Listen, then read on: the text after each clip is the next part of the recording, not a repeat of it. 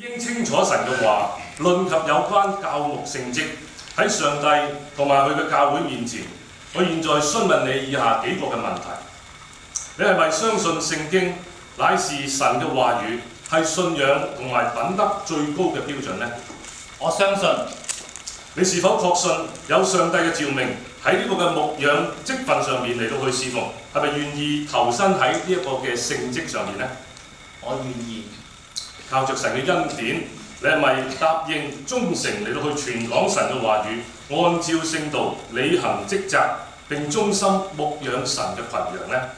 我願意。你係咪喺侍奉上邊決意謙卑倚靠神，並且喺言語同埋行為上邊都作信徒好嘅榜樣呢？我願意。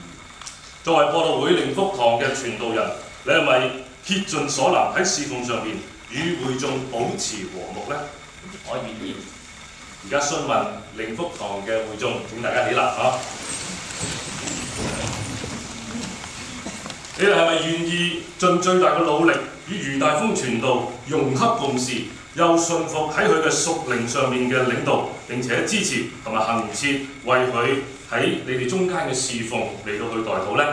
我願意。